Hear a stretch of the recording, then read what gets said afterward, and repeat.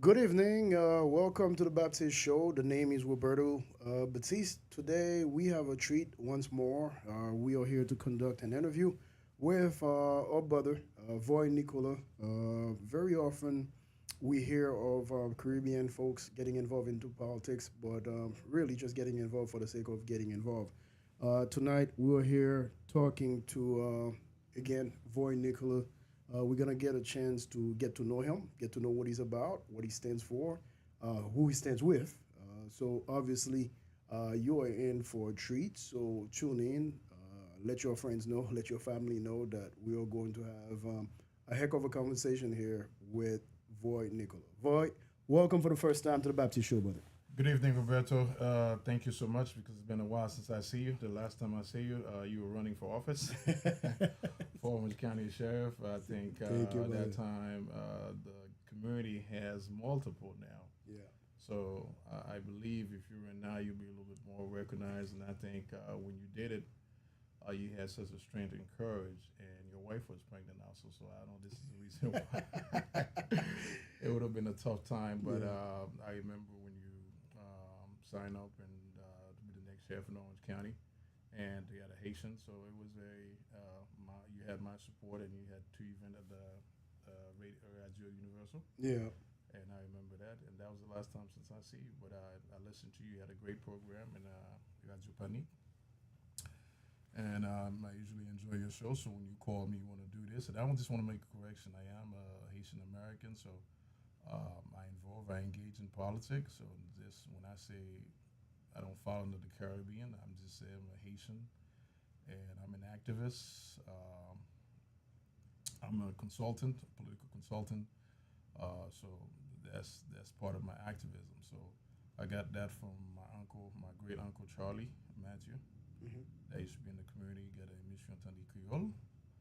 So I've been on the radio for a very long time, and I enjoy what I do. I do it with passion. That's the reason why um, I involved in politics. I started volunteering, trying to understand the system, trying to get better acquaintance. It's not something you're doing it for a show. Yeah. Void. Because, Before we dig deeper, though, let me stop mhm. for a moment, folks. We told you this show, the Baptist Show.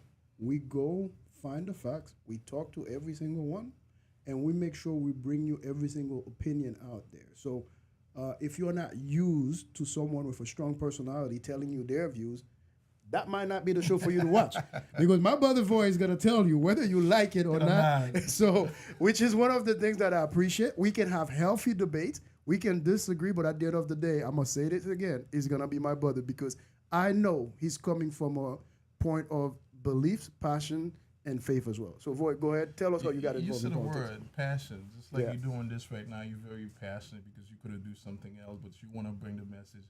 You want to find Haitian that's involved in politics, and this is what make us great people because we could sit down and debate, have a great conversation. We don't have to fight. Yeah. We don't have to cuss each other because I've been called every name in the book myself. And so therefore I become immune and I enjoy it. So I like to have very intellectual debate. I don't mind debating anybody. Politics to me is not just once a year; it's 365 days because everything is politics. Yes, sir. Because if you're a citizen in this country, you're a taxpayer from the school board where it's being regulated. I don't know if you still have small children to see what's going on with the woke Yeah. culture. We're going to have an opportunity to talk about that. So I tell my Haitian folks, they have to get involved in the school board. They go to these PTA meeting and know who's educating their kids and what book they are. One thing about our culture, we value education. Okay, um, sometimes we lose sight in here because of work schedule, family. Mm-hmm. But Haitians are very strong in education, so I want my people to still uh, get engaged in what the kids is being taught in school. Don't let the language barrier because they don't speak English or they don't understand what's going on. Mm-hmm. No, they still could go ahead and get involved with this PTA because we live in a different time. The time you came in this country and the time I came in this country, what we now It's a whole lot different. So society is changing, and also Haitian parents are very conservative. Okay, and let me give you an example of what I'm saying, Roberto. How do you respond to your kids as a Haitian parents to tell you, well, I heard in school, Hmm. um, I could today, I'm decide to be, if I was a male, I could be a female, Yeah. you know, or I could be a transgender. So how do you communicate with that and the Haitian parent to tell you, get off my face, get caught on feet, That's the old school way, right? yeah. That's the old school way. So Yeah. these Yeah. are the things. So before I slap you in your face, so Yeah. these are the Basically. Yeah. things. So Yeah. I try to get on the radio, and hopefully we could do shows like that to tell the parents, sit down, talk to your kids, Rather than and to using address it. the Yeah, easy word of violence, basically, exactly. back So in the day since that's you what have I'm the saying. I authority. picked that Yeah. example. Okay. No, but Voy, I'm glad you're bringing this up because we're starting local. Because our politics is local, right? Absolutely. So starting from the local politics standpoint, before we even get to the present time of your involvement, how did you decide, or when did you know what? I want to get involved. I'm not gonna sit on the bench on the sideline watching this unfold. What made you want to be involved in politics as a consultant, as a community activist, leader, however, whatever label you put on it, to now being, the Trump representative locally here as well, and we'll talk about that in great details later. But go ahead. Great question. Um, my kids are older now.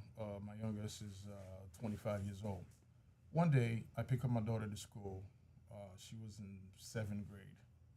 She said, "Dad, I do not like your car." I'm like, "What?" She said, "I said what?" She said, "Dad, I don't like your car. I don't like when you drop him off in school. You drop him off in on a Yukon SUV. That's polluting the world." So I look at her. I say, "Who's touching you all this?" She said, "Well, my teacher is explaining all this global warming. I mean, I say, something. The next PTA meeting, I'm going to address it. I'm going to go to your school and tell your teacher, take that nonsense out of you." And ever since then, even though I was involved, I was not deeply involved. And I see my daughter was embarrassing to get me to drop her in school on an Because SUV. you drove an Yeah, eight-cylinder SUV it's car. cylinder SUV. Got you. And I didn't get mad, but I just tried to talk to her and understand. I said, "Listen, the kind of nonsense that they're teaching you, that's not gonna pollute the world and all that." So I had to sit down and explain. Ever since then, I see, something, I'm gonna get more involved in this. And then when doing Obama presidency, I was a liaison. I go around to different neighborhood, passing flyers, talking about Obama. I was in Ocala. It was exciting. It was the first black man being president. But I was just like you and I when we came first in this country. We see everybody's voting Democrat, and you kind of follow the line a little bit. Don't get me wrong. If the Democrat bring a good platform, I will support it. But I find myself in the line of being very conservative. I'm a conservative first before I'm a Republican. So I just want people to understand that there's certain things I don't believe on it. Okay. So and that's what got me excited. So volunteers and I said this is fun. And also it give me connection of people. How do I the grassroots movement? How do I organize? And I said there was a need. And back then I was doing a show. I was not doing a politics show on the radio station. I had my business, my insurance business for 17 years. And I was just doing stuff for my businesses. And when I seen that, I said, what need my community needed? And then during the Obama years, I was very, very disappointed. So I changed my affiliation because I didn't like a lot of things was going on. So I found myself aligned very conservatively. Very, very, very good. Because not only our politics is local, but it's personal. It's so personal, for you, yeah. it was personal, and I Yeah. like that because liking something doesn't mean agreeing, right? Because as parents, we have got to control what our kids learn, and the term control might be strong to some, but if I don't know what my child is being taught in school, how am I supposed to shepherd he or she through life? Because now I have other voices in their head, and I don't know how to counter whatever narrative or support whatever narrative.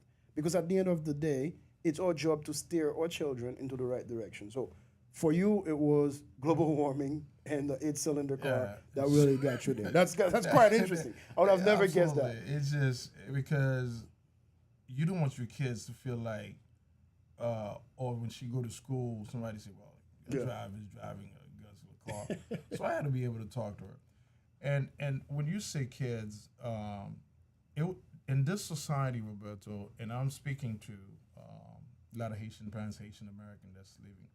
And like I told you, we're very conservative. Don't let nobody fool you. I get a lot of beating when I was a kid. And when I look back, Roberto, some of that beating make me the person I am today. Yep. Yep. And I'm being honest with you. And my mother, my dad never did any beating. it was your mom that was the was my disciplinarian mother. in the household. Let's address that because again, oftentimes I feel Haitian Americans are a bit misunderstood across American society, right? Absolutely. Because we come as a 2-for-1 package, and I'm gonna be quite blunt here because, okay, you guys are black, therefore you must be very liberal, you must vote a certain way, you must look a certain way. Meanwhile, you're growing up in Haiti, whether you are a Baptist or Catholic, church is very important for the great majority of Haitians. Household, you got to go to school and get good grades. That's part of the deal with your parents. If you don't, you get those beatings every single time you Absolutely. bring a bad report card. Fast forward to coming to America, there's a good majority, especially for the first generation of Haitians that got here, that kept those beliefs, that kept those faith that, hey, you need to go to school, you need to get an education, you need to make sure you amount to something in society. We don't want you to become a vagabond in the streets, basically, right? So now we are in the maybe third generation of Haitian Americans That here. changed. That's what I'm saying. So now, now, That how do changed. you, as an activist, separate that and explain that to people? Because now you're getting a mix. It's not so much just the same old conservative Haitians anymore. So now you might be becoming the unicorn in the room when you bring certain ideas. How do you address that yourself? Well, I applied to myself. My dad was very tough. He died, he passed away 2 years ago. But my dad would just look at you. But my mother would grab the broom, grab the electrical wire, Whatever she found. Whatever she found, Yeah. she guys. A lot of people could look at as a child abuse. So I don't disagree with that. Okay, some of it could take it to an extreme. Extreme, yeah. Okay, so let's be clear on that. Because when mother get pissed off, they get pissed off. Yeah. So, but I also look at certain point the discipline, the way she was with me. Even she the one who raised me. My dad had other wife. I was the outside child. So, and as a corporate, I understand that. And I said, well, I'm not gonna raise my kids like that. I'm not gonna bring my kids like that. I'm gonna be the parent who compromise with my children, but I won't be their friend. Big difference, Okay? right? Big difference. I'm gonna compromise, and I'm gonna sit down if I disagree, and I'm gonna make them have their own mind, and that's how I wanna raise my children. Gotcha. And when we talk about the activation side of it, recently, a couple months ago, there was several in July, 1st of July, a lot of legislators bill went in effect in the state of Florida. One of the bill, if you remind you, Roberto, because you still have kids, let me tell you something, is the bathroom bill. Yeah. Now, can you imagine in 2023 we have to pass a bill for boys to use boys' bathroom, for girls to use girls' bathroom? I had the boy pull out his penis, pee, and I have to watch that. You know how comfortable that is? That is very uncomfortable, and I'm glad you bring this up because. So how do Haitian parents to address the kid? This is no, hold on, Voy. This is where we got to frame it, right? We have to frame it, and this is the question that I have for you. Do you think some of those social issues is perhaps where Democrats are losing a lot of the immigrant first generation, second generation voters now? Because I might agree with 80% of your platform, but because of that 20% that DeSantis, Governor DeSantis might be able to go, hey, you would have not accepted that back in your home country. What do you think about this controversial issue? Do you think Democrats are losing some of the votes from the immigrant population there? Okay, let me speak since I am a Haitian, let me speak for the Haitian culture. And when I say I'm not speak, I'm putting my opinion, so I want people to understand that. Okay. We are so focused on party line, and majority, Lord Roberto, if I'm wrong on the statistic, correct me. If anybody's watching, they believe on immigration. Okay? Their focus is immigration. No matter what else you put in front of it. It's immigration. It's immigration. Got you. Because that's the way it's been taught. That's the way it's passing on. You and I, we probably see it differently. And that's where we coming from to educate or to do our best to get the message out. Absolutely. And that's exactly what we're doing in this platform. Absolutely. Okay? Absolutely. So we're not going to tell people who to vote for. That's something That's I not don't our do. job. That's not my job. No, that's not our job. And you see them doing it. I don't. And I told people, evaluate, okay? Get to know the candidate. I put out event throughout the year, certain candidate. I do meet and greet. I got all the candidate. I got that coming up right now with all the mayors, Mayor Buddy Dyer, Stephen Dixon, Samuel Ank. So I'd invite the community to go ahead, meet the candidate, sit down and talk to the candidate, invite the Haitian press to go ahead and do that. So I give pause. people Let's the pause. opportunity. Let's pause. And I want to make sure that I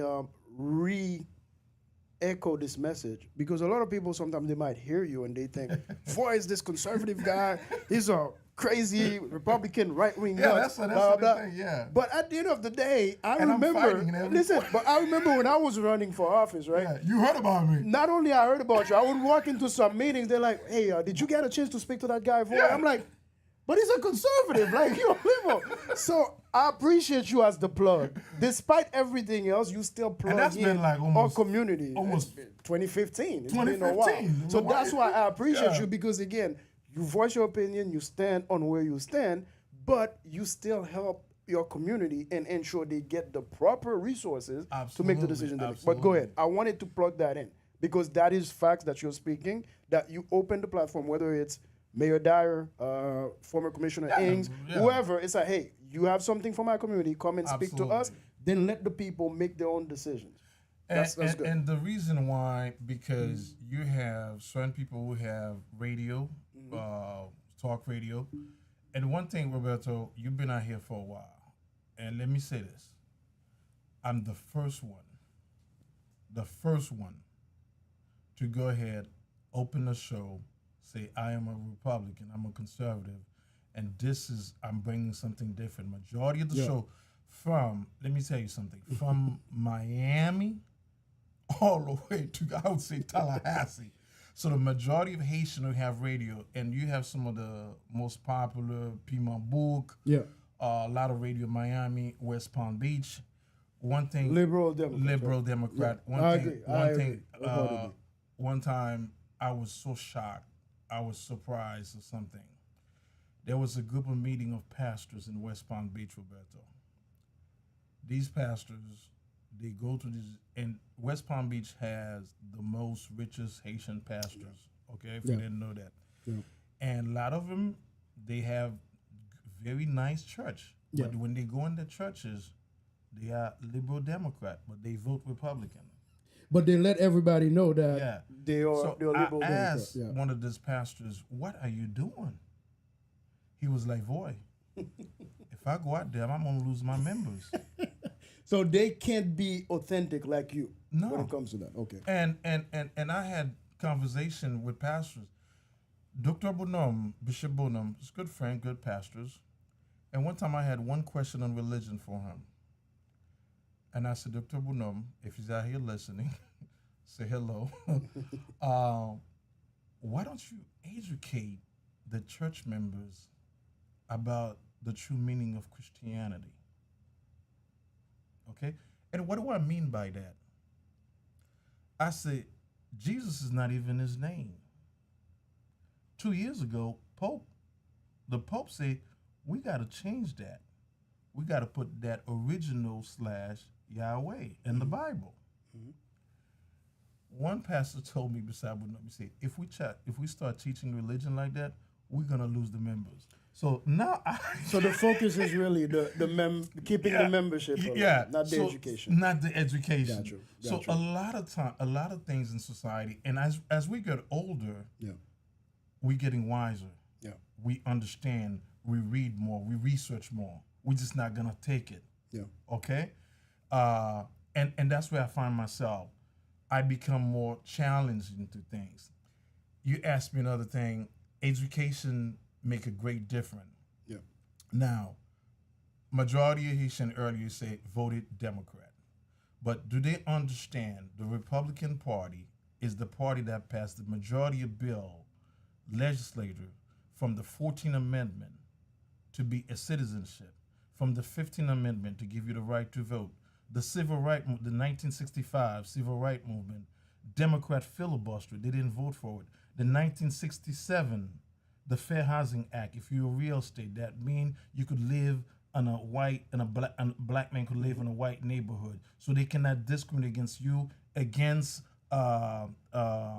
housing. Okay, so if you're a realtor, and that's one of the question that's in the real estate, when they accuse Donald Trump that he did not rent to black people, well, that law was enacted in 1967, and they brought the lawsuit to Donald Trump in 1971. He was only 23 years old. His father. So when people repeating that because they listen to the media. So let me get on this. So here's the counter. Here's what I hear from people, right? What have you done for me lately? Yeah. From a Republican standpoint, and that's where the issue is. And before we even got on, and someone was asking me, "Who do you have for the interview tonight?" I said, "I have Voy. He's a Trump person," and there was a silence, right? And it was You like, can say my name in this community. no. The person doesn't even live here, right? And I said that, and they said, "Well, why you have him on the show?" And I said, "Why not? I'm an independently produced show. I want to have everybody here that's doing something for this community to educate people. Because first and foremost, I know you as the educator. Yeah, That's what I want people to understand. Everything I tell you, I give you reference And and history. Nothing's in front of me. No. It's just And here's where we can talk about it openly. So now, in convincing some of our Haitian American friends and other Caribbean Americans and other group of folks that are listening that are minorities here, the question always becomes, Voy, what have you done for me lately from a Republican standpoint? When we look at Governor DeSantis, who's running against your guy, right? Mm-hmm. And some of his policies in terms of what is being taught in our schools in terms of we're gonna black take history. one policy. Don't lose your mind what you're saying. Mm-hmm. The driver's license issue, and we're gonna talk about it when you Before we get to the Yeah. driver's license. So let's talk about the history education in this country, right? You know as well as I do, history is important. We need to know our history in order to understand who we are Exactly. and where we are headed. Exactly. So when you look at a guy like DeSantis, who's very smart, by the way, Absolutely. and he's deciding to put his thumbprint on local education, local politics, dictating what is being taught or not being taught in our classroom. In one hand, it might be doing stuff that you're like, okay, yeah, that's fine. But how do you feel personally about someone like him that's actually removing some of what should be taught to African American kids, Haitian Americans, whatever label you want to put in front of it, about the real history of this nation and what was done in the past? What are your thoughts on that? Great question. The first thing I'm going to ask you could answer that later. Have you researched any other book that Governor DeSantis banned? And if there was a local pastor who went to a school board reading some of the text was some of these books, and also the history book. Okay, now the whole controversy started. I don't know if you remember when DeSantis what they call the woke culture, not to teach pronoun or what they call the gay bill. Don't say gay bill. Don't say gay bill. Yeah. Mm-hmm. From kindergarten all the way to 5th grade. Yeah. Now, Roberto, I know the mind of the Western civilization, how that worked. It start at an early age. Got you. Okay? So imagine you have your child in kindergarten that is little Johnny is okay to be little Maria. Little Johnny is okay to be a transgender. Got you. Little Johnny is okay to ask mommy, I could change my sex. I saw a very disturbing video the other day. A little boy want to be a transgender. The mother's telling that boy, "Your penis is ugly. Is a The bad mother saying organ." that. The Okay. mother saying that. Okay. That's why we gotta change it. So this is the kind of thing that is some of these textbook. Now, look, I'll be honest with you here in terms of how many of these books did I research? Not many. However, Okay. that specific issue, we're talking about African American history, the Civil War history. Okay. And here's my take on it. From a personal standpoint, and I'm going to lend an opinion here. When we as a country decided it was time to remove some of the civil rights statues and everything else, I figured it was a bad precedent. Bad precedent because I wouldn't want anyone 50 years from now to start removing statues of Martin Luther King Jr. because of what he represents for me. You understand? So if your great grandfather, General E. Lee, from the South, fought in the Civil War, and they wanted to name a military base after him, for me personally, I could care less. That's my mindset from the standpoint of, okay, this is part of what you want to retain from that history. That's fine.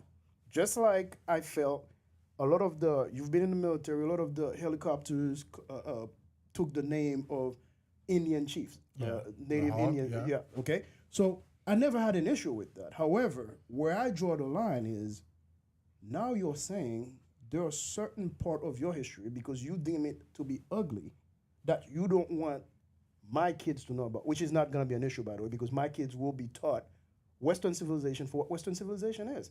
And then they will be able to make their own determination. But what about those that are a little bit less fortunate to not have parents and as involved sometimes to teach their children the right history? Just like you're talking about those other social issues, that's my issue. And if I have an issue against DeSantis, that's it. But I just want to point that out. One of the quote that DeSantis mentioned that slavery taking black of Africa, they did us a favor.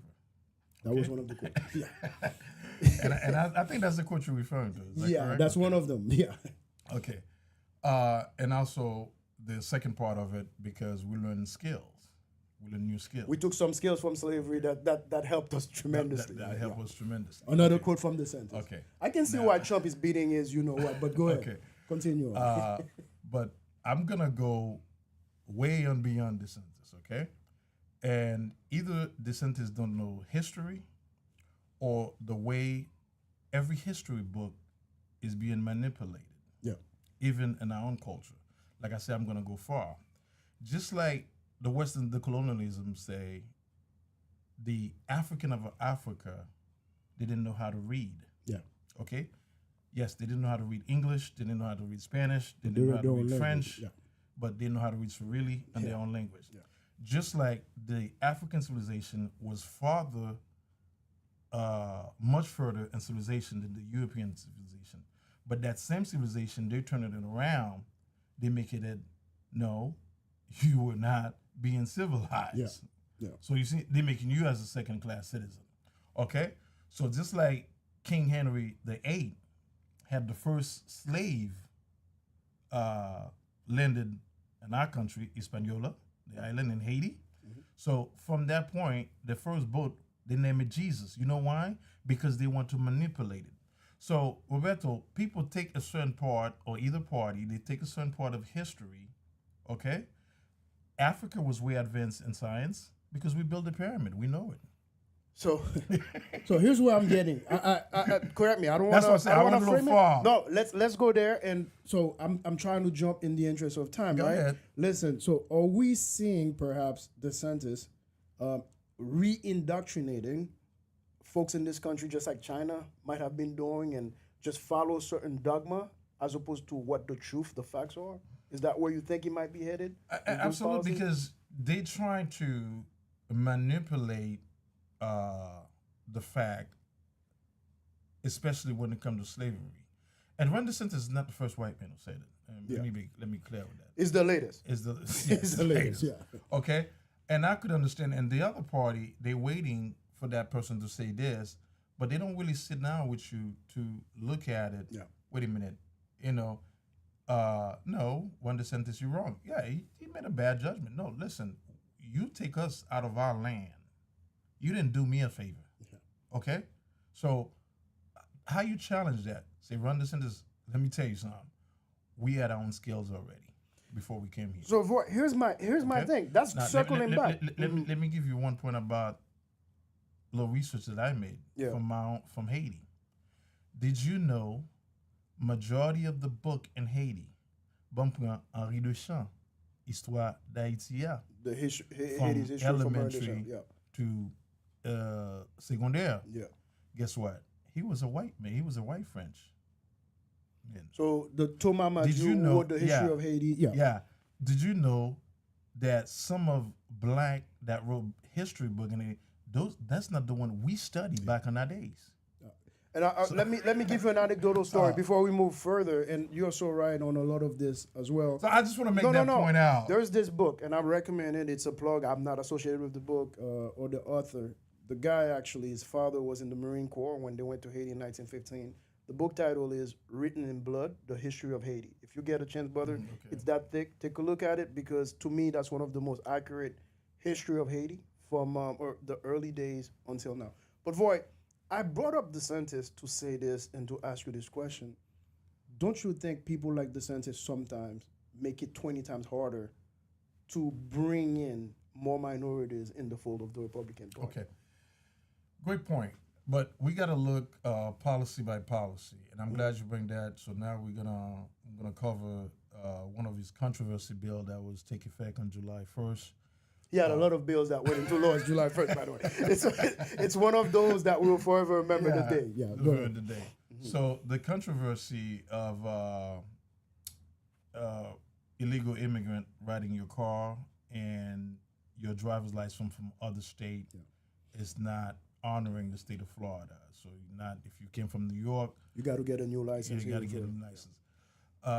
And those two, there was a lot of controversy about that. Okay, reason why, but I was on a meeting on a conference with the governor when all that was taking place, and there was a lot of questions brought up.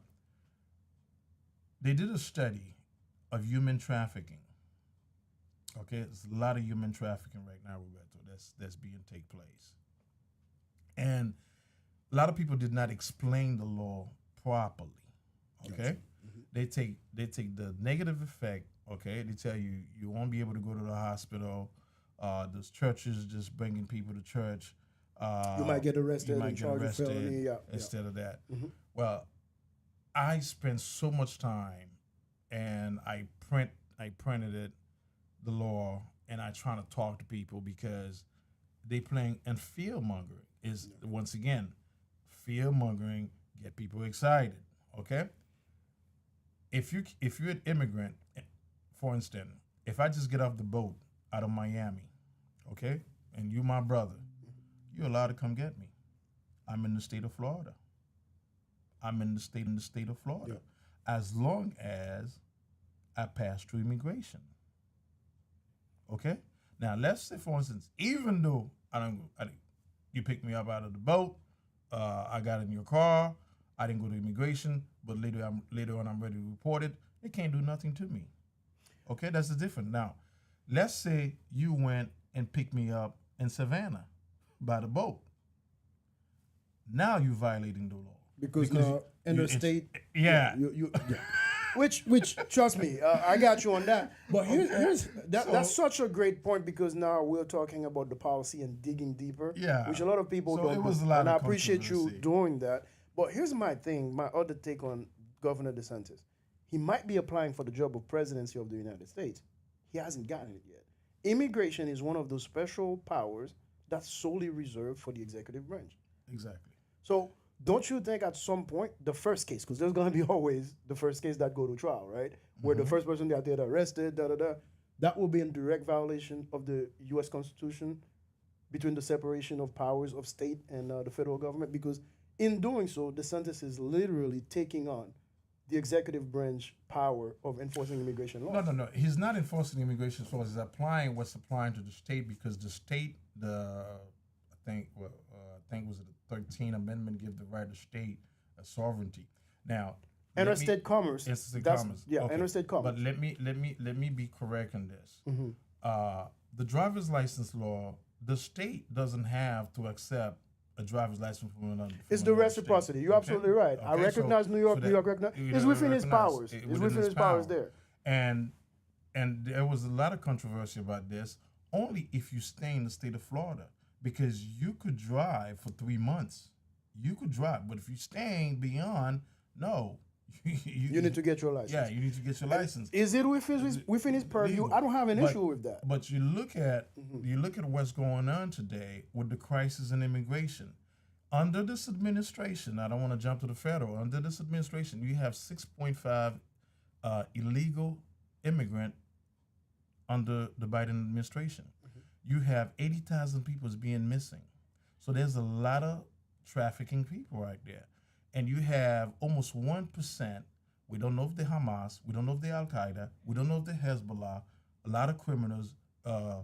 Venezuela, Honduras is releasing prisoners to come to the southern border. So you have all this. So if you're living in a sanctuary city like New York, the issue that the driver's license, we don't know. A lot of these folks, we're not doing a real background check on them. So let me stop you. This is why he's so smart, right? Governor DeSantis, you missed the boat on that one. You should have hired this man to be your spokesperson to roll this out. Because even if you are the type of person that's like, no, this is wrong, but once you bring on the issue of human trafficking, how can you not sit down and hear that aspect? Because that's legitimate facts and stuff. I agree with you on that, but I think Governor DeSantis missed the boat on a lot of things. Now that gives us the perfect segue to start talking about and who's leading in the boat. But go ahead. One more point about immigration, because yesterday we were having a discussion. When you look at the Governor Ron DeSantis immigration plan and Trump, because I was talking to some people yesterday, and I like to listen to people first before I respond, because you learn better and see what their perspective is. And one guy's saying, well, if Trump become president, he's gonna deport everybody. All the Biden folks they're gonna deport them. So that's to bring in perspective, folks that are coming here under the parole program called the Biden program. Let me be very clear on that. The humanitarian parole program, all the folks that we have from the earthquake, we have about 60,000 Haitian under the TPS. President Biden issued TPS for 2 times. So right now we must cover another 100, almost total to 100,000 Haitian under TPS. So you look at all this. So folks are saying, well, he's gonna deport us all. So the fearmonger starting that. Ron DeSantis in a video compare, and if you look at the first debate, I don't know if you got it from Chris Christie. On the first debate, Chris Christie said, I'm going to deport everybody. Everybody. Oh, yeah, he's trying to be tough. Yeah.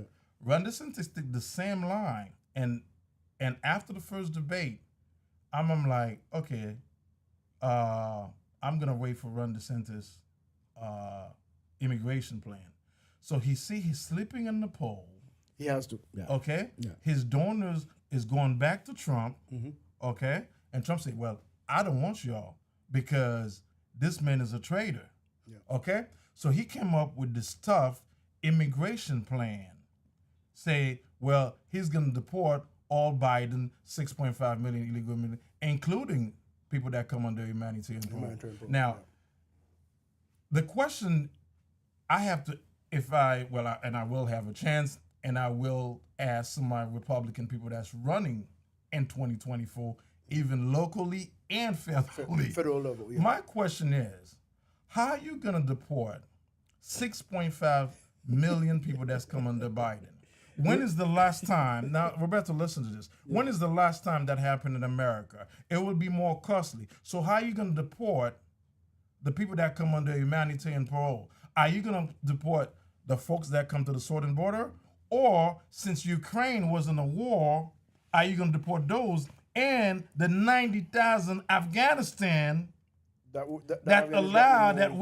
people come in Afghanistan that's in here. Are they gonna be under the deportation too? So that's gonna be extremely impossible, because how are you gonna pick and choose? Trump immigration plan say, I'm gonna secure the border and I'm gonna deport and do a background for those that had committed crime or that came in this country illegally that's been committing crime in their country. Nobody bothered to read it. So this is very important. This is where we're making the segue into President Trump and his second Yeah, attempt and it's a whole lot different. for his presidency here. So, Voy, here's the deal. It appears that President Trump, from the moment he announced he was running for president the very first time, he sucked up the oxygen in the entire world, not Okay. just the Republican Party. Therefore, everyone seems to have been playing catch up to him. Absolutely. Like you're just mentioning, Ron DeSantis, flat first debate. We saw him in the debate. It's like he wasn't there. What was his name? The young man. Vivek became the highlight of that because again, a lot of his policies mirrors President Trump's policies, right? Absolutely. So, in that perspective, do you feel like the Republican Party again has no room for no one else other than folks that share some of the policies and the views of President Trump alone? No, that is not true. That is not true. No, that's the question, and I'm Yeah. gonna tell you the follow-up question to that. But go Okay, ahead. that is not true. If you look at when President Trump and you look at his speech from the beginning, one statement that was controversy. It said, "We gonna deport MS-13 gang." Which shouldn't be a controversy. That Yeah. I'll say it on Those- camera. But yeah, go ahead. Those Mexican Mara gang. Salvatrucha, Mara Salvatrucha. very ruthless Okay, gang. very But go ahead. ruthless gang in Yeah. South America. And guess what? Nancy Pelosi take that, say, well, no, this is what he's gonna do. That's racist and all that. This because you have the Democrat Party always trying to play on the emotions of people. Okay, and that's how they do. That's how they manipulate you. Now we see the president of El Salvador. Is that correct? A young president, and his thing was like to eradicate those gangs, and he did a good job on his country. Well, guess what? The UN said, "Well, you're in violation of human right." Yeah. The president said, "Well, I got a country to deal with, so forget your human right." Again, let's So- put the background because we want folks to understand. El Salvador has dealt with some of the worst violence in Violence. the history under the ruthless laws and rules of Mara Salvatrucha. When you talk about the worst of kidnappings, Absolutely, raping women, all kind of craziness. So this president, Kumbali, I can't remember his name Yeah. properly. He opened still- up he's new 35 prisons. years old. Yeah, opened up new prisons prison for these For guys? these guys. So go ahead. I just want to make sure that all viewers are informed. And on his that. example, not to get off the subject, could also work for Haiti. So we don't want an intervention. So- Let's leave that for now. That's another show that So we'll it's a bring tease. you back for. That's a tease. Yeah, that's the tease for the next one. So Democrats have a way of manipulating. Let's fast forward today. Donald Trump had a plan to build 500 miles wall. It was so much controversy. Also, on the budget, the Democrat was controlling the House. So he found another way to take the money out of the defense bill.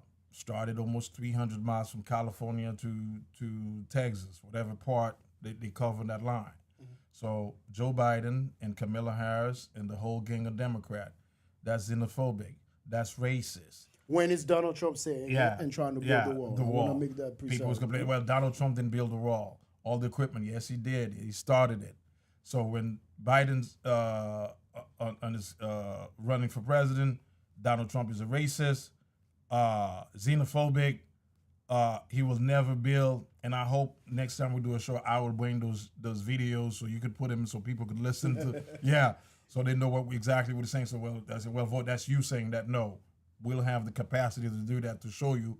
Biden in his own mouth said, well, I will never build a wall. Another what happened? What happened last week? Biden proposing to build a 20 miles wall. So you see that because let me stop and give perspective again to the people here. Karine Jean-Pierre, who's the White House press secretary of Haitian descent as well, right? She don't claim it. She claimed the LBGT part. Okay, so here's the deal, right? She was very much, I want to say she was extremely aggressive towards the reporters because the reporter kept insisting exactly to what you were saying. Hey, President Biden made the promise in his campaign that he would not build an inch of that wall. He was done with it. And then Karine Jean-Pierre's exchange with him was, with the reporter that is, well, do you want us to disobey the law? And the further guys did plenty of occasions and went and took some of the policies from Trump to court. So I think the bigger point here, Voy, the bigger question, is Biden any different than President Trump on immigration or worse than President Trump on immigration? That's the question. No, we got to face reality. Okay. Okay, let's face reality. And we're going to stay on immigration for a little bit because that's important for people to understand, and especially on our side, okay? Let me be clear. I'm not a hypocrite, and I'll be the first one to say it. Voy, I apologize. I think we need to take a quick break. Okay. And we're gonna come right back. All right. Okay, so no problem. Just, we have then we'll come back. We'll come back on immigration. Absolutely. Okay. Immigration. That's the topic for.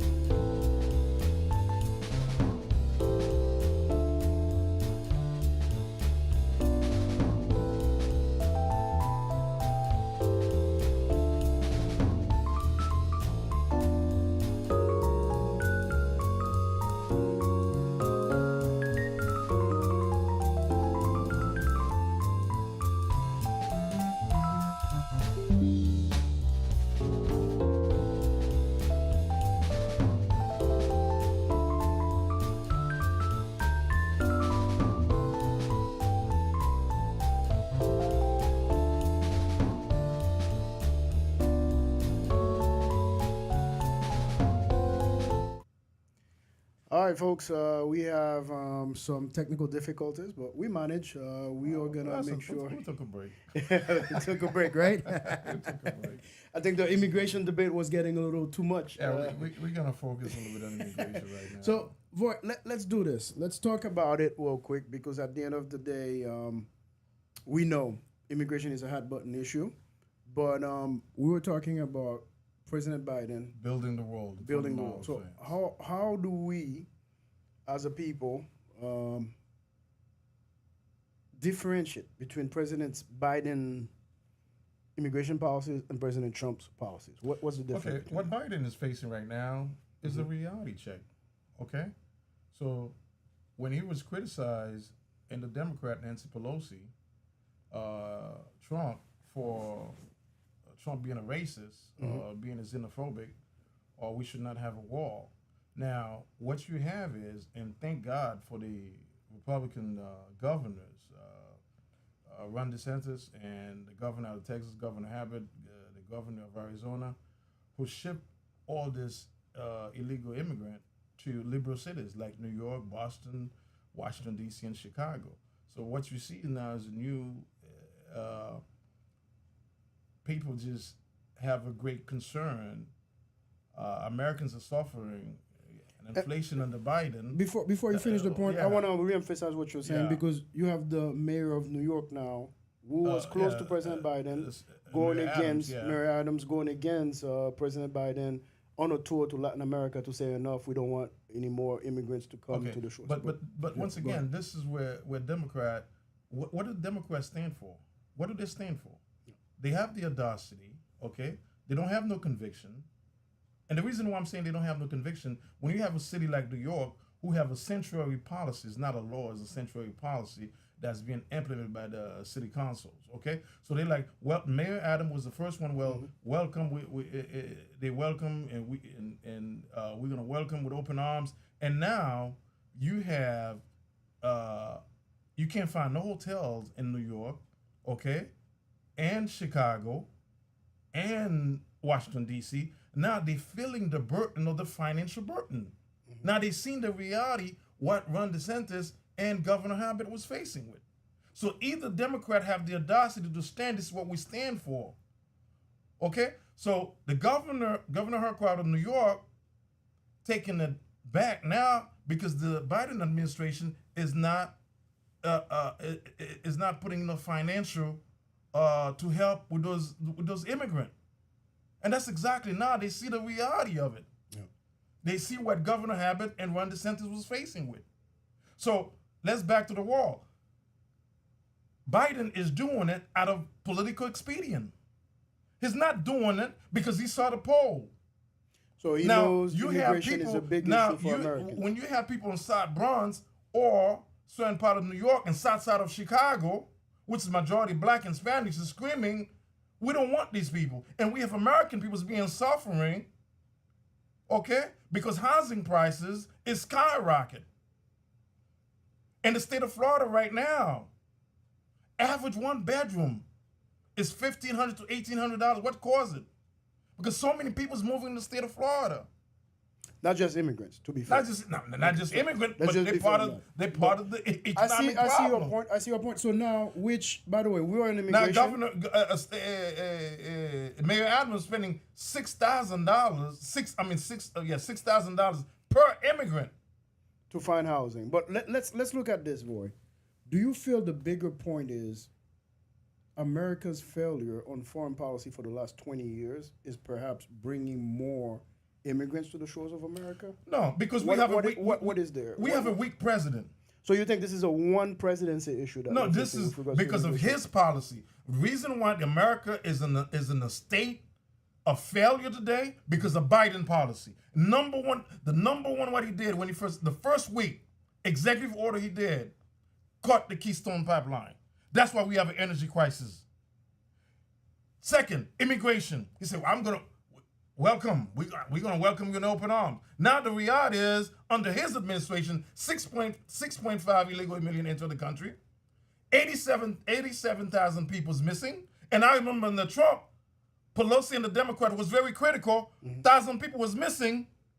And certainly the media, because the media is an extension of the Democratic Party. So let me ask you this. Do you feel your candidate... His policy. Hold on, Voy. Do you feel your candidate is mistreated by the press? Because when President Trump says something or does something, he's racist, he's a xenophobe. However, when he's the Democrat, it's okay. Is that how you feel? It's not a question how I feel. It's just the manipulation of the system. But I'm saying, from a reality standpoint, do you feel like... because when the reality is facing in front of him, certainly, this policy is not racist? Fair point. This policy is not racist. So if Biden is doing it, it's not racist. But if Trump is doing it, it's racist. That's because they play in our mind. They play in our expectation. And Democrat, and let me say this, Democrat use immigration for political expedient. Plain and simple.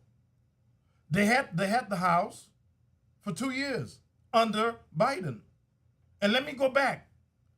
When Obama, 8 years of his presidency, when he had a supermajority, he had a full House and a full Senate, 60 senators, Chuck Schumer, to his credit, and Nancy Pelosi said, touch immigration first, but he focused on healthcare. Yeah.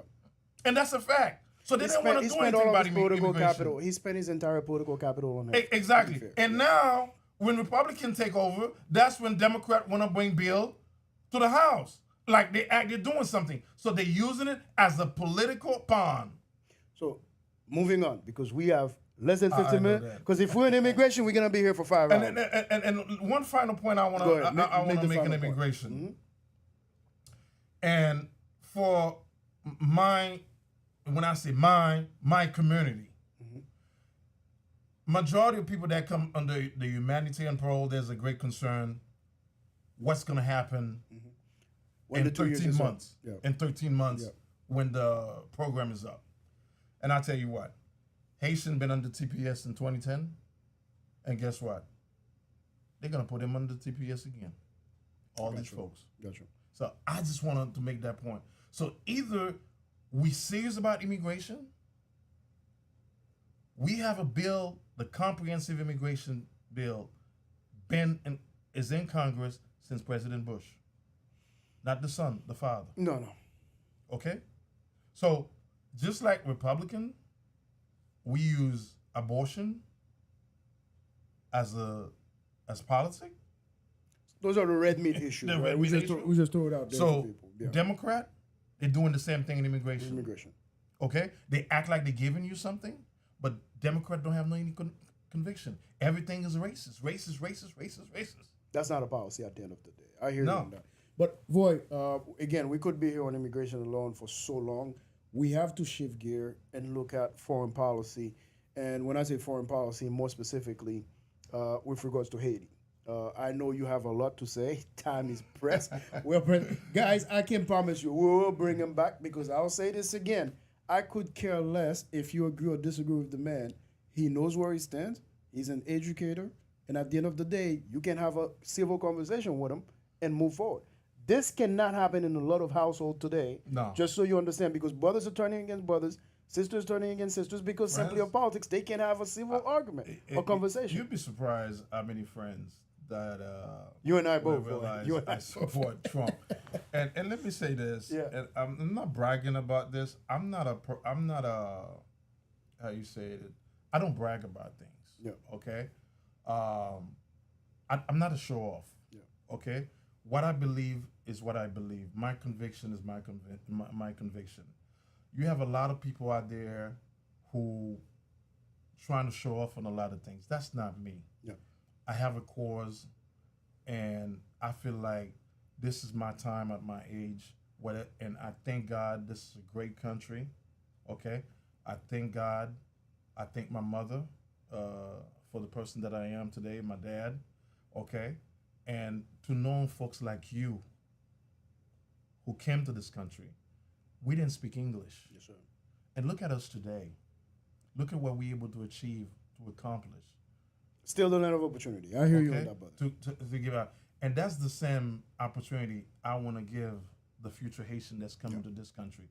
To be able to sit down like you and me, have a great debate. We could agree and disagree. Yep. Okay? This country have a lot of opportunity. Okay? Sometimes we get caught up into the politics. We not look at things at the right angle. But it's time. And everything has to do with politics, no matter what. On the foreign policy regarding Haiti. Moving on to that, right? And we have to be very succinct and very specific because of the lack of time. Like I said, I can promise you, you will be back. And we might have to focus when the Kenyan forces in Haiti on strictly Haiti. No, right? I mean, we could do this as front of time. We could do it on a regular Absolutely. basis. So absolutely. I appreciate you answering the call, man, always. But listen, the U.S., after nearly 14 months, over a year, have been looking for someone to take the lead to go to Haiti and get rid of the gang violence there and try to put the country into somewhat of a stable platform to have elections and come to elected president over the next year or so. Kenya has answered the call. I want to get your perspective from what led us to this crisis and why the U.S. now is at the point where hands off Haiti, I'm done trying to lead any mission in this country. Let's pass the buck to someone else.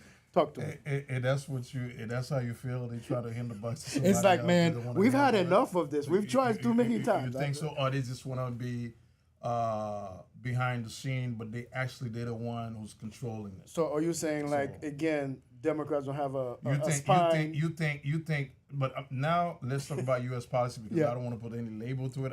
I'll do that. You think Kenya have the logistic power? Absolutely not. No. We know the U.S. is going to be involved. But let me ask you this. Let's be very serious on this point, right? If a Republican is in office, we heard Colin Powell say this before. When you go into war, you go into peacekeeping missions, you break it, you own it, right? That's what he said before we even went into Iraq, the first Iraq war, right? Now, the U.S. have been doing a lot of peacekeeping missions, whether it's Somalia, Haiti, and the U.S. has failed miserably. Afghanistan is the latest failure. I'm glad you mentioned. I'm glad you say that. Brother, I'm gonna be blunt when it comes to a lot of these things. Now, is the U.S. under democratic leadership, even though foreign policy should not be labeled under democratic leadership, or those guys saying, yeah, let's do it haphazardly, meaning we have someone else to take the blame. We're still going to contribute the $200, $400 million, whatever the amount is today. We're going to have Kenya being the face of it. It doesn't have to be us with our thumbprint and our flag in the front. Is that how you see it, or is it just me seeing it like that right now? You have some great point, but like I said, I'm going to take it a little bit further, okay? Are you aware what's happening in Africa today? Oh, absolutely. Okay, there's a revolution in Africa, okay? Everywhere the United States or the Western civilization is involved, there's always a coup. There's revolution that you're seeing in Africa, and the latest is you see in two countries, Mali and Burkina Faso. You see leaders is standing up, say enough is enough. Enough is enough. You have the French president, Macron. If Mali, the Russian did not get involved, you would see a war in that region right now. Yeah. They attempted a coup actually against the coup leaders. Yeah. Because you have the U.S. government choose leaders in Africa. You have the French government choose what leaders so they could explore whatever's in those countries. That's the same thing in Haiti, my friend, my brother. Yeah. Yeah. Now, we had a peacekeeping mission in Haiti. We had a peacekeeping, and do you know the result of that? Cholera for one, but go ahead. Okay. Almost 30,000 Haitians lost their lives in cholera. And this game we're talking about, and it's well documented. People go research it. Yeah. Some of the ghetto neighborhood, if we want to put it like this, being blunt, they were handing weapons. And Haiti got an arm embargo. So how are we getting all these weapons in Haiti? So first of all, this is where we have to be extremely direct in what we're saying for the interest of in the interest of time. The crisis in Haiti did not happen overnight by itself, and I'm glad you're bringing the fact that we had an embargo. For those that don't understand, until today, Haiti has a national police. You sent me the article. A national police that's supposed to be of 15,000 people, but only 3,100 is on duty at any given time. Can you explain that to me? And I will explain it because I dig deeper, right? So imagine a police force of 15,000 people, and then you only have maybe 3,000. Haiti's national police was not supposed to be a political force. Throughout the years, over the years, it became that. Mm-hmm. Meaning, when I become president, I bring my guys, I create a special unit. The special unit, let's say we call it, the National Guards in the National Palace, whatever, which is the Secret Service unit, okay? When I leave, guess what I do? I leave with my guys. They still on the payroll. These guys become private security. They become whatever, but they still getting paid, and those numbers are still listed there for the National Police Force. Meanwhile, those guys were never on duty. That's one. Second aspect, you have so many protective details in Haiti. It's not even funny. You have some guy who's the deputy. Everybody assigned a security. Yes, you have a deputy secretary of the Agriculture Ministry who no one knows about, who's got 2 cops protecting him for what I don't know. So when you start getting into those little different policy issues, administrative and that's issues, what built the corruption. Because on that report, one of the concerns for Kenya is majority of the police force is corrupted. Go ahead. So now, when you have that, it's nearly impossible to figure out exactly how many personnel do you have actively providing security in the country. And on top of it, brother, the other part, and if you're watching, I'm putting the name out there. When you have the head of the national police of a country owning a security company, private security company, directly conflicting with the mission of protecting the homeland, that becomes an issue. So those are the different things that you have going on where you cannot have proper police forces. But the question that I want to ask you is, how is it that Haiti has a military Yet the U.S. still want to impose the arm embargo on that Haitian military. Still want to impose strict recruitment quotas on that military. Yet they spent 14 months looking for an international head for a peacekeeping mission rather than developing that military force in Haiti. How is this a good policy for the long term? Roberto, every time as a Haitian American, I look at some of these policies. I look at some of the things that's going on, and I don't know how many minutes we have, and we have to do another segment on this because I want to take my time explaining this for those out there watching, and also please share the live, subscribe to this channel because we're gonna bring you more of this. Okay, 2 years in Haiti when the gang blocked one part of the country that has a population of 5 million plus people. That's in the south part of Haiti all the way to the southeast and southwest. The gang is 13 members. And I remember I say this, if this able to continue for 3 months, this is going to spread throughout the country. Yeah. And who's behind this? And as more that you see certain things, these gangs are putting toll, they're blocking, it's being well organized. Who's funding this? There's the things in America, they follow the money. Yeah. We had several gang leaders in Haiti who actually put out the weapons serial numbers on display. I remember under Barack Obama, there was a Fast and Furious. Yeah. One of the biggest controversies, the guns in Mexico. And Eric Holder was the Attorney General, was able to track some of these weapons. Why no one ever looked into that in Haiti? It's not like they filed the serial numbers. It's still there. And there was some talk that some of these weapons was being sold to the police, and so they got in the arm of the bandit of the gang. So that's another side of the story. The United States is still the lead country that's controlling Haiti. Okay, that's controlling Haiti, and President Aristide, when he came back, 1994 under Bill Clinton.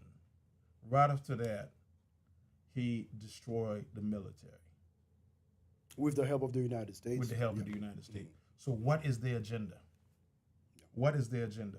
So, and also Bill Clinton went to Congress and apologized for killing the rice agriculture. National production of the country. National production of the okay. Yeah. Now that's in his book. Just so you folks understand. And that was in the Democrat. Yeah. Now Joe Biden, under Joe Biden, July 7th, the president was assassinated. President Jovenel Moïse. 2 years ago. Go ahead.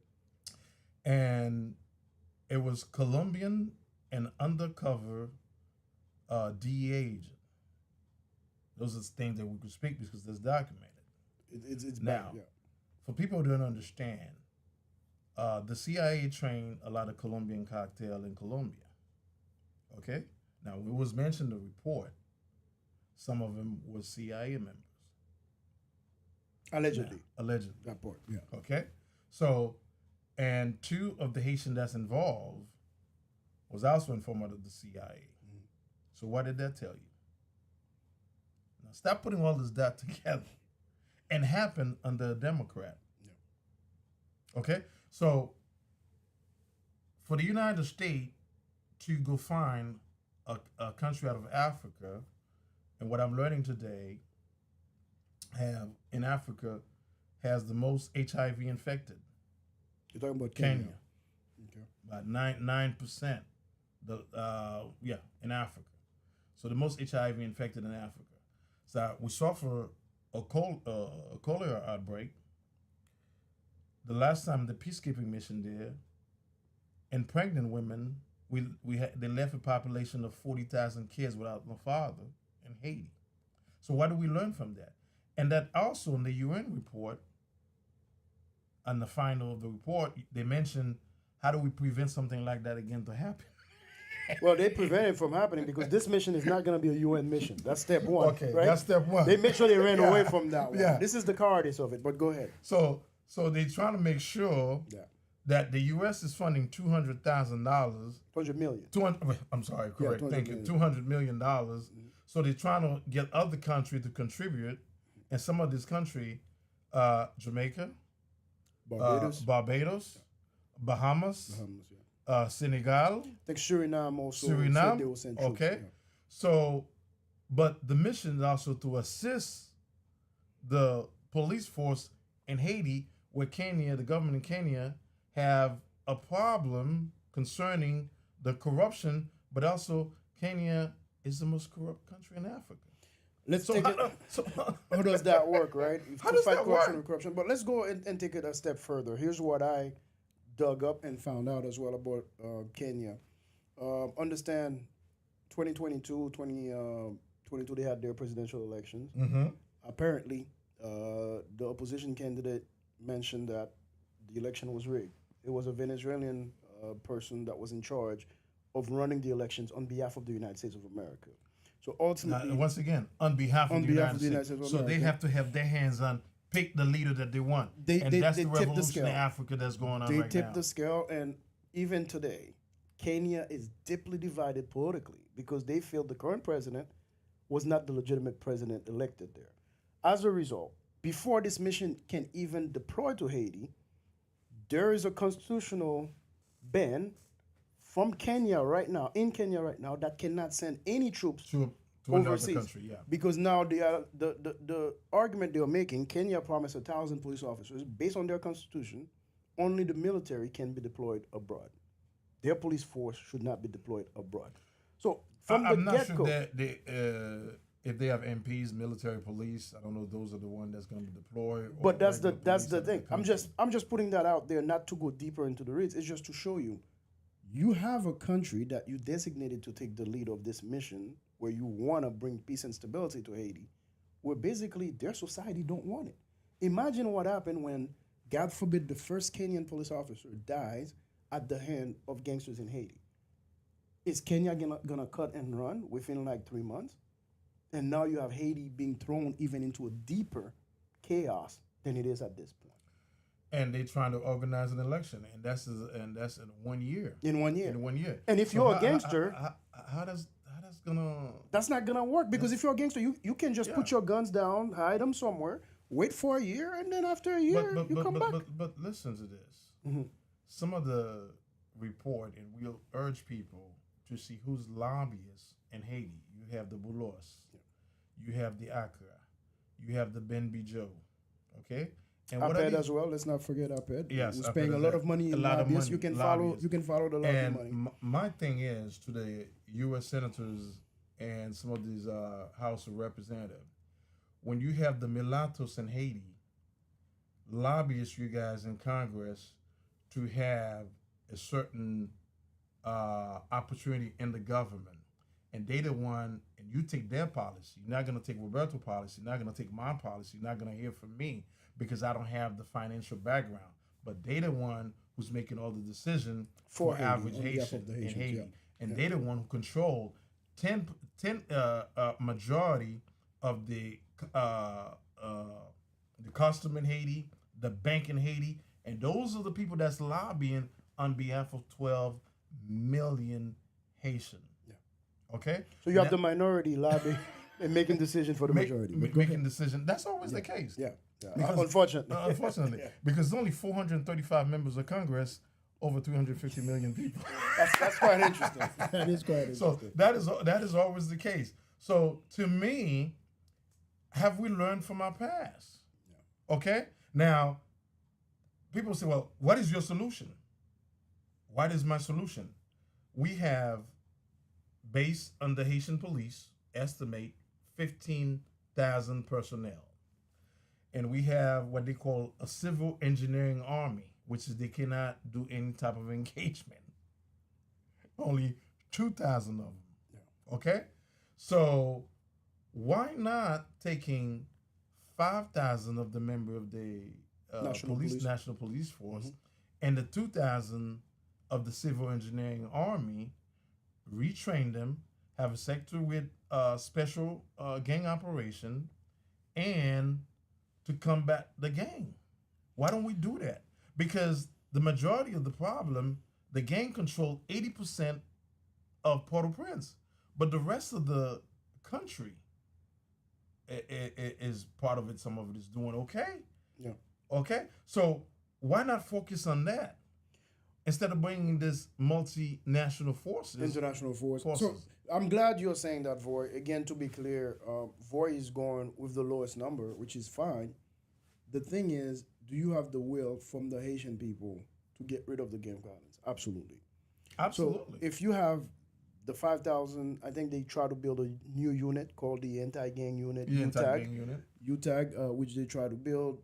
They have people that are not corrupt in the country that can take the lead, but people that will never associate with any corruption or government that is corrupt right now. The bigger issue, though, Voy, is there the political will from the United States to really go to Haiti right now and change the landscape in Haiti, both politically and from a security standpoint? No, I think these people have an agenda, and for those who listen to me in Congress and the Senate and locally, and to all my Haitian people, 200 million is about to spend in one, that's an estimate, by the way. The projection number was 400 million within 1 year, because they're trying to find other country to come up with some money. But this operation, this resources, is going to completely in the United States. They're trying to be, well, this is Haiti. Let's have somebody else to deal with our problem. Do I'm going to blame completely the United States? No, I'm going to blame leaders in Haiti. Absolutely. Okay. Absolutely. This crisis that we're facing now. Okay. This crisis that we're facing now, and members of Congress. I'm talking about to both political parties, Democrat and Republican, not one specifically. As a Haitian American, my brothers out here, and for all this Haitian, share this live. Listen to me, please. Why don't we try this? Take 5,000 of a Haitian police force and the 2,000 civil engineering army, whatever you guys call it, because why don't we train and have this anti-gang unit to deal with the problem? We don't want another cholera outbreak. We don't want Ebola, okay, in Haiti. We don't want, we no longer have a healthcare system in Haiti right now. It's been completely destroyed, and we've because lost a lot the country of don't have the well. basic. Yeah. Our leaders don't have the basic need. Now, to President Matali and Aristide, how do you feel today that Dominican Republic have a budget for 22 million population? That is their population and the Haitian population. Now, we see what President Abinader is doing to what they call the canal.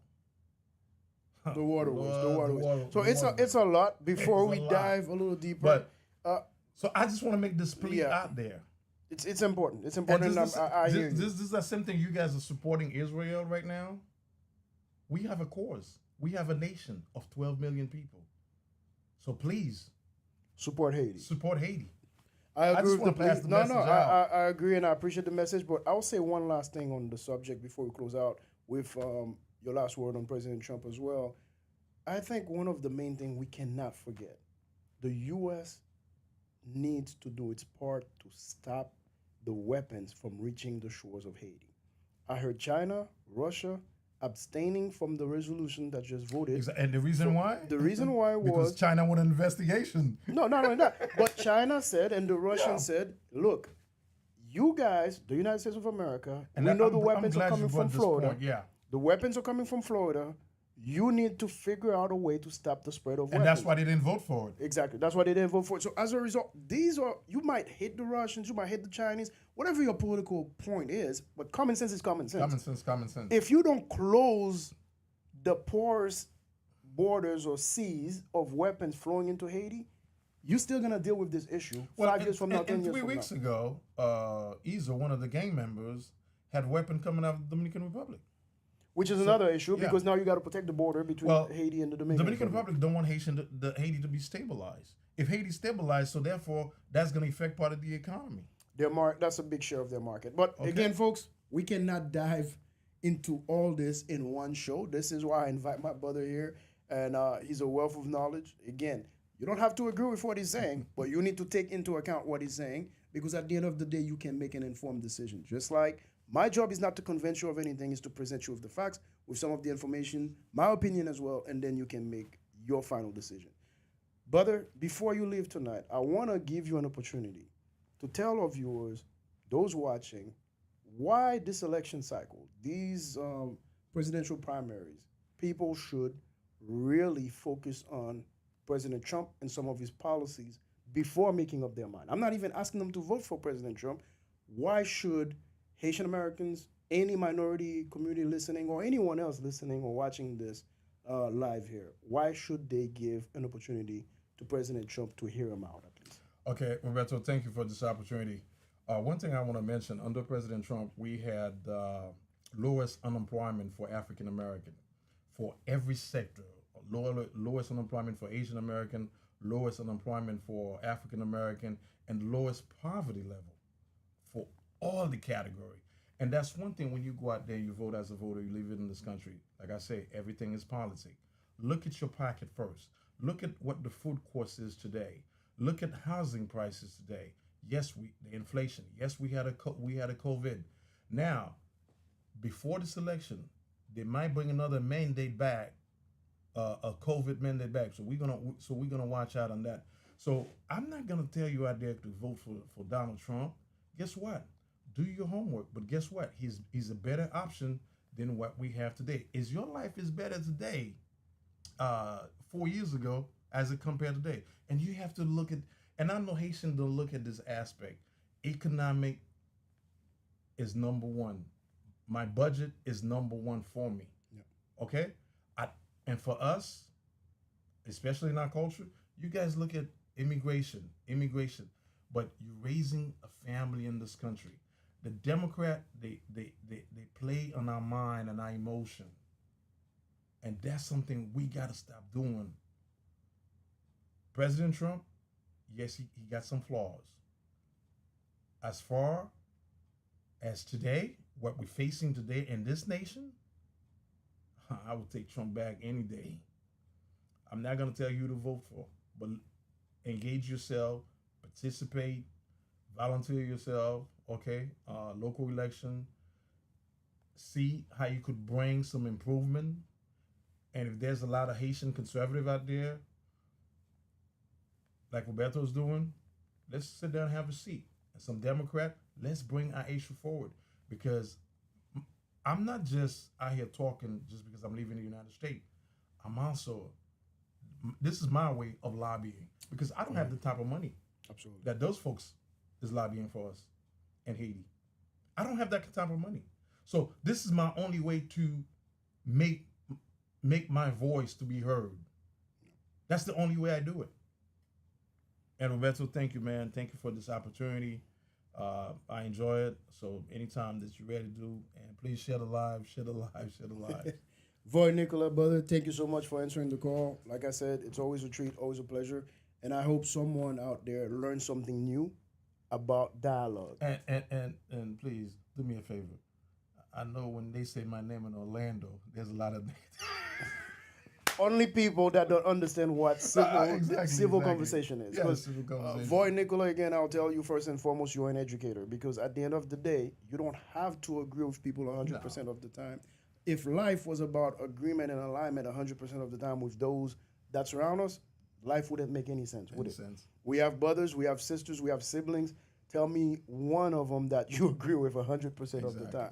And I think that's a lesson. And we got a lot of issues. We got a lot of problems. We got to work with and we got to talk about. We need to have conversations, and that's part of the reason why I do this show, for because I feel it used to be back then, hey, Haitians don't want to listen to one another, but now I'm noticing across America that we don't want to sit down and talk to one another anymore. We want to shout at each other, and then we want to vilify each other. You have one party want to censor you.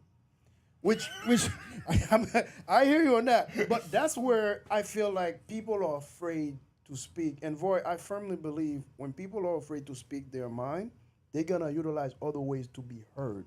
And more often than not, it's the violent way, it's the most dangerous way. That's what I don't want. Let me share something with you. I know the time is up. Yeah. People sometimes ask me, why do I support Trump? And I tell them one thing. I have never seen in my lifetime see Donald Trump, the strength that he have, the courage that he has, the political persecution that he's facing. He doesn't have to. This man have enough money to say, goodbye, I'm done with this. Okay? So he had already been president. But he has a conviction. He believed the election was rigged. Steve Harvey say something to me that catch my attention. Steve Harvey say, if Donald Trump, this rich man, could say the system is rigged. What about us, the little guy? What about us? You see it? Yeah. Okay? Yeah. So people start thinking now. And look at what he's facing today. But he's still on it. Again, Voy, thank you for that. Folks, you've watched the Baptiste Show. I don't want to keep you anymore, but I can promise you we're going to bring him back. We're going to talk because this election cycle is going to be interesting. There's so much that we're going to talk about. We're going to help educate our voters because we want people to make informed decisions. We don't want you to go to the polling station and you hear a name of someone running for mayor, like Commissioner Ings, and you're like, who's Ings? I don't know who that is. I'm just going to vote for whoever was there before. So I'm not saying don't vote for Buddy Dyer. I'm not saying vote for Ings. What I'm saying ultimately, our show is to bring you as much information as possible so that you can comfortably make a decision that's going to impact my life, Voy's life, especially at the local level. Because whoever we choose when it comes to elections, that's something that impacts us for the next 4 years. If it's the House of Representatives for the next 2 years. Oftentimes, we don't realize that until it's too late. And also our community, they're usually trying to get more involved in the federal election, but the community, this is the community that you live in. You have to know, for instance, Bakaris in Pine Hills, he's the commissioner for this district. So you have to know if something happened, who you're going to address, okay? And also your school board, the meeting, PTA meeting, and engage, knowing who's being in touch with kids and engage in your kids' life. And our community, I don't want people thinking, well, I'm just gonna work and send him to school, feed him, and you think this is all that. So to all my Haitian brothers and sisters, and all Haitian parents, please stay engaged with your kids. Thank you, Roberto. It's appreciated. It was lovely. And this is a great show. Please share the live, okay? Thank you, my brother. Again, folks, this is the Baptiste Show. Thank you for staying tuned and watching. And if you're going to be listening to the podcast later, thank you again. Please keep on sharing, keep on subscribing. We appreciate you guys. Until next time, stay safe out there. See you guys later.